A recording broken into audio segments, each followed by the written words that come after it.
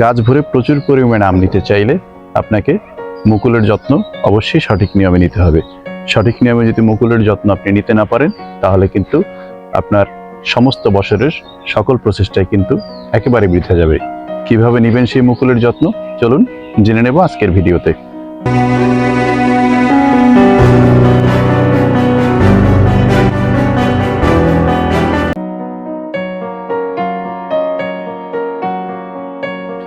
আমের মুকুল যখন বের হতে শুরু করবে, তখনই আপনাকে এই মুকুলগুলিকে রক্ষা করার জন্য ব্যবস্থা নিতে হবে।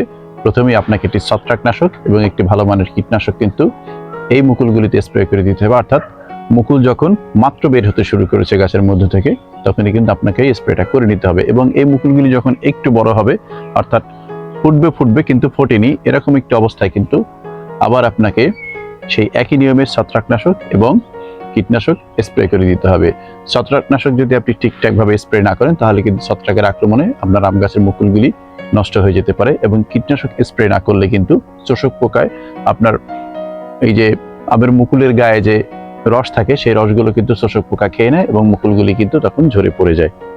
প্রথমবার স্প্রে করার পরে 5 থেকে 7 দিনের ব্যবধানে আরেকবার স্প্রে করে দেবেন এবং এই স্প্রেটা করতে হবে সকালে অথবা বিকেলে।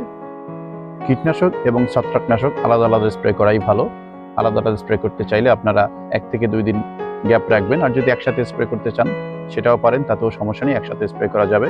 তবে অবশ্যই এটি করতে হবে সকালে, যখন রোদের তাপ কম থাকে, এবং বিকেলে যখন রোদের তাপ একেবারেই থাকে না সেই সময়। এবং অবশ্যই খেয়াল রাখবেন, মুকুল যখন ফুটতে শুরু করবে তখন কিন্তু কোনো অবস্থাতেই আপনার আমের মুকুলে কোনো ধরনের কোনো স্প্রে করার কোনো সুযোগ নেই।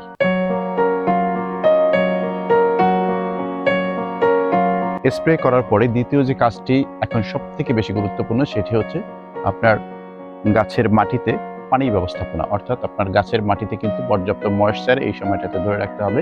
পর্যাপ্ত ময়েশ্চার না থাকলে, যদি সামান্য পানির অভাবও গাছে থাকে, তাহলে কিন্তু মুকুলগুলি শুকিয়ে ঝরে যেতে পারে। আমার গাছের মাটিগুলি যদি আপনারা একটু খেয়াল করেন, দেখবেন যে পর্যাপ্ত ময়েশ্চার রয়েছে এবং এখানে কিন্তু কাদা কাদা যে ভাব বা একদম কাদা কাদা হয়ে গেছে এরকম কিন্তু কোনো বিষয় নেই। আবার মাটিগুলো কিন্তু শুকনো খটখটে নেই। আপনারা যেভাবে ভিডিওতে দেখছেন ঠিক সেইভাবে যদি আপনাদের গাছের মাটিতেও ময়েশ্চার ধরে রাখতে পারেন, তাহলে কিন্তু মুকুলগুলি শুকিয়ে ঝরে পড়ার সম্ভাবনা একেবারেই চলে যাবে। তাই মুকুল থাকা অবস্থায় আপনাকে একটু বাড়তি সতর্কতা হিসেবে দেখে দেখে গাছের গোড়ায় পরিমিত মাত্রায় কিন্তু পানি দিয়ে ময়েশ্চার ধরে রাখতে হবে।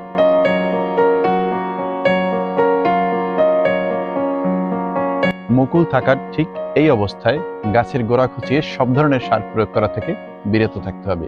গাছের গোড়া খুঁচিয়ে সার প্রয়োগ করবেন তখন যখন এই মুকুলগুলি ছোট ছোট আমে পরিণত হয়ে সেই আমের গুটিগুলি গাছে দাঁড়িয়ে যাবে, তখন গোড়া খুঁচিয়ে সার দেওয়া যাবে। তার আগ পর্যন্ত গাছের গোড়ায় কোনো ধরনের কোনো খোঁচাখুচি করা একেবারেই যাবে না।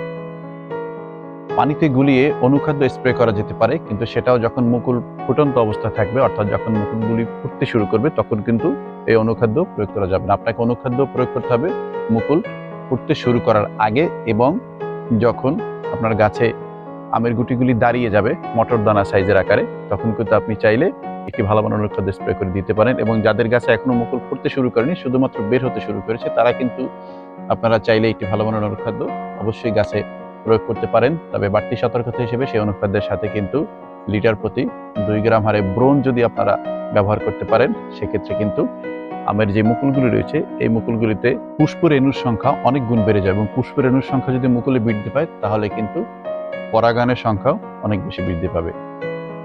মুকুল থাকা অবস্থায় বেশি মাত্রার ছত্রাকনাশক কিংবা বেশি মাত্রার কীটনাশক কিন্তু কোনো অবস্থাতেই ব্যবহার করা যাবে না, কারণ এই সময়টা কিন্তু যথেষ্ট সেন্সিটিভ। তাই বুঝে শুনে মুকুলের যত্ন নিতে হবে। আমার এই গাছটির মুকুলগুলির দিকে যদি খেয়াল করেন, তাহলে দেখবেন যে এই গাছটির মুকুলে কিন্তু সবসময় মাছি পোকা থাকে, মাছি সবসময় লেগে থাকে, এবং এই দেখুন গুটি ধরতে শুরু করেছে। এবং মাছি থাকার কারণ হচ্ছে আমি এটিতে কীটনাশক স্প্রে করেছিলাম এই মুকুলগুলি ফুটতে শুরু করার অনেক আগে। তাই আপনারাও কীটনাশক ব্যবহার করবেন মুকুল ফুটতে শুরু করার আগে। মুকুল ফুটতে শুরু করলে কীটনাশক ব্যবহার করলে কিন্তু এই যে পরাগায়নের যে বিষয়টি রয়েছে এটি কিন্তু বাধাগ্রস্ত হবে, এবং তাতে কিন্তু আপনি মারাত্মকভাবে ক্ষতিগ্রস্ত হবেন। কেননা পরাগায়ন ঠিকঠাকভাবে না হলে কিন্তু পর্যাপ্ত পরিমাণে আম আপনার গাছে কখনোই ধরবে না। এই ছিল আজকের ভিডিওটি ভালো লাগলে বন্ধুদের সাথে শেয়ার করে দেখার সুযোগ করে দিবেন। দেখা হবে পরবর্তী কোনো ভিডিওতে। সেই পর্যন্ত ভালো থাকবেন, সুস্থ থাকবেন।